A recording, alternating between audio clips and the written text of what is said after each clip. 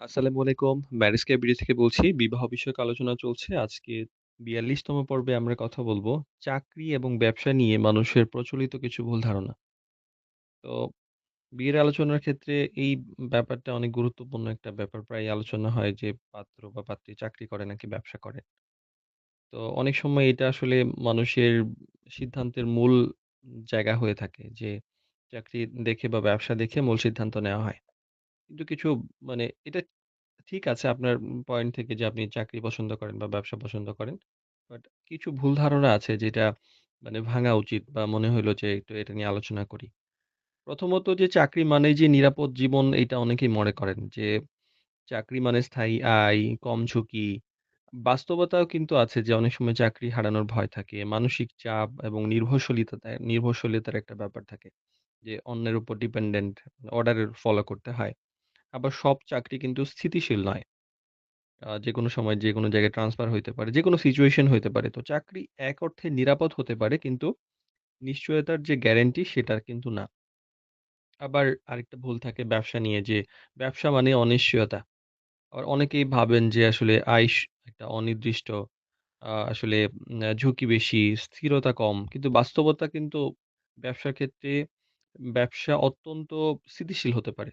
মানে সফল ব্যবসা অনেক দিকে দেখা যায় যে চাকরির চাইতে অনেক বেশি আয় হয়, নিয়মিত আয় হয় এবং স্বাধীনতা এবং বৃদ্ধির সুযোগ থাকে। ব্যবসা কিছুটা ঝুঁকিপূর্ণ হতে পারে কিন্তু সব ব্যবসা কিন্তু অস্থির নয়। মানে এটা অস্থিরভাবে সুন্দরভাবে করা যায়। কিছু মানুষের ভুল ধারণা থাকে যে চাকরিজীবী বেশি দায়িত্বশীল নাকি আ মানে ব্যবসায়ী বেশি দায়িত্বশীল। আসলে দায়িত্বশীলতা কিন্তু নির্ভর করে যে মানুষের উপর, পেশার উপর না। ব্যবসায়ীরাও অনেক বেশি দায়িত্বশীল হতে পারেন, আর্থিকভাবে সচেতন হতে পারেন, দীর্ঘমেয়াদী পরিকল্পনাকারী হতে পারেন। চাকরিজীবীও হতে পারেন যে অনেক সময় উনিও অব্যবস্থাপনাপ্রবণ হইতে পারেন। হয়তো চরিত্র খারাপও হইতে পারে বা আর্থিকভাবে অদূরদর্শী হতে পারে। দায়িত্ব ও ব্যক্তিত্বের বিষয় আসলে এটা পেশা নয় যেটা বলছিলাম। তো কাউকে ছোট করে দেখা হচ্ছে না। কিন্তু মানে ব্যবসা নিয়ে বা চাকরি একমাত্র লাগবে, সরকারি চাকরি লাগবে বা অমুক লাগবে এইটাই একটা ভুল ধারণা থাকে। এজন্য একটু এক্সপ্লেইন করার চেষ্টা করছি। ব্যবসায়ীদের সংসারে সময় দিতে পারে না বলে একটা কথা আছে। বাস্তব চিত্র কিন্তু ভিন্ন। অনেক ব্যবসায়ী আছেন যে সময়ের উপর সম্পূর্ণ নিয়ন্ত্রণ রাখেন। অনেক চাকরিজীবী আছেন কিন্তু উনারা নির্দিষ্ট সময় চাকরির জায়গায় থাকতে হয়। যেকোনো সময় যেকোনো সিচুয়েশন এ ওনাকে রেসপন্স করতে হয়। আবার কাজের ধরন কিন্তু ব্যক্তিদের ক্ষেত্রে ভিন্ন হয়। তো আবার একটা কিছু ভুল ধারণা আছে যে আয় দেখলেই মনে হয় সিদ্ধান্ত যথেষ্ট। শুধু আয় কিন্তু তা নয়। মানে আয় দেখেই যে একটা সিদ্ধান্ত নিয়ে ফেললাম যে ধনী, পয়সা ইনকাম করে বেশি, এখানে সেলারি বেশি। আয়ের স্থায়িত্বের একটা ব্যাপার থাকা উচিত। ব্যয়ের একটা অভ্যাস বা ম্যানেজমেন্ট এর ব্যাপার থাকা উচিত। সঞ্চয় ও পরিকল্পনা থাকা উচিত। মানসিক চাপ সামলানোর ক্ষমতা থাকা উচিত। আর সঠিক দৃষ্টিভঙ্গিটা কি হওয়া উচিত? আসলে দেখেন, সঠিক দৃষ্টিভঙ্গিটা এইজন্যই বারবার বলেছি যে সিভিটা গুরুত্বপূর্ণ। সিভিতে জাস্ট কিছু তথ্য লিখে দিলাম। আর মানে আমাকে তথ্য দেখে বিয়ে-শাদী করে ফেললো। এর চাইতে আপনার সম্পর্কে কিছু এট লিস্ট বলা উচিত। আপনার সম্পর্কে একটু এক্সপ্লেইন করা উচিত। আপনি কে?